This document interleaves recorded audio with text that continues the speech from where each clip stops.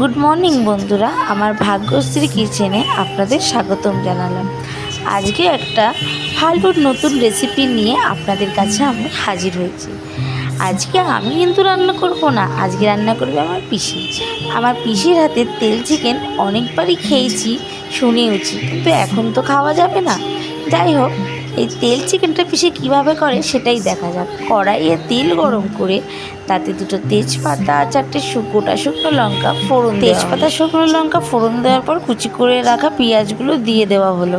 পেঁয়াজটাকে লাল লাল করে ভালো করে ভেজে নিতে হবে, যাতে কাঁচা গন্ধ না ছাড়ে। পেঁয়াজটা ওদিকে ভাজা হচ্ছে, আর এদিকে মাংসটা আগে থেকে ম্যারিনেট করে রাখা হয়েছে। মাংসটাতে চিনেবাদাম বাটা আর টক দই, নুন, অল্প করে হলুদ, কাশ্মীরি লঙ্কার গুঁড়ো, একটু জিরে গুঁড়ো আর একটু সর্ষের তেল দিয়ে ভালো করে মাখিয়ে কিছুক্ষণের জন্য রেখে দিতে হবে। পেঁয়াজটা ভালোভাবে ভাজা হয়ে গেলে ওই ম্যারিনেট করে রাখা মাংসগুলো ঢেলে দিতে হবে কড়াইয়ের মধ্যে। এইবারে মাংসটা ভালো করে কষাতে হবে, আর কষাতে কষাতে একটু নুনও দিয়ে দিতে হবে। নুনটা আপনারা চাইলে একেবারে দিয়ে দিতে পারেন, আবার খেপে খেপে অল্প অল্প করেও দিতে পারেন, সেটা আপনাদের মর্জি মতো। মাংসটা কষতে কষতে এতে কুচি করে রাখা টমেটোগুলো দিয়ে দেওয়া হলো। আর যেই জায়গাটার মধ্যে মাংসটা ম্যারিনেট করে রাখা ছিল সেই জায়গাটা ধুয়ে মাংসের মধ্যে জলটা দিয়ে দেওয়া হলো। মাংসটা কষতে কষতে এটা একটু অল্প পরিমাণ মতো চিনি দেওয়া হলো টেস্টের জন্য। দেখুন, মাংস থেকে কিন্তু অলরেডি জল বেরিয়েও গেছে কতকটা। এরপরে মাংসটা কষতে কষতে এতে কিছুটা পরিমাণ ঘি দেওয়া হলো। তারপরে এতে অল্প পরিমাণ মতো গরম মশলা দিয়ে দেওয়া হলো। আপনারা চাইলে নামানোর সময়ও দিতে পারেন, আমরা আগেই দিয়ে দিলাম।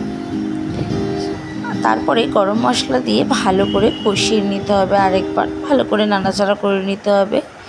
নাড়াচাড়া করার পরে ধনেপাতা কুচিয়ে রাখা হয়েছিল, সেই ধনেপাতাটা ভালো করে ধুয়ে মাংসের মধ্যে দিয়ে আবারও ভালো করে নাড়াচাড়া করে নিতে হবে। আপনারা চাইলে ধনেপাতা, গরম মশলা, ঘি নামানোর সময় দিতে পারেন, আবার আগে দিয়েও কষতে পারেন। মুরগির মাংস যেহেতু তো বেশিক্ষণ কষাতে লাগে না, কিছুক্ষণ কষিয়ে নিয়ে আর ঢাকনা চাপা দিয়ে গ্যাসটা লো ফ্লেম করে রেখে দেওয়া হলো, যাতে মাংসটা একটু নরম হয়।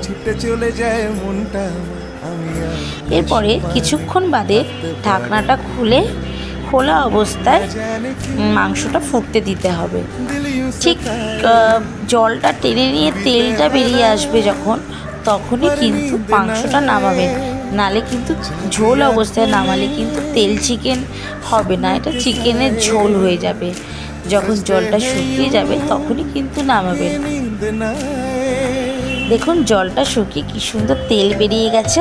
তেল বেরোনোর পরে এভাবে তেল বেরোলে তারপরেই কিন্তু তরকারিটা নামিয়ে নেবেন।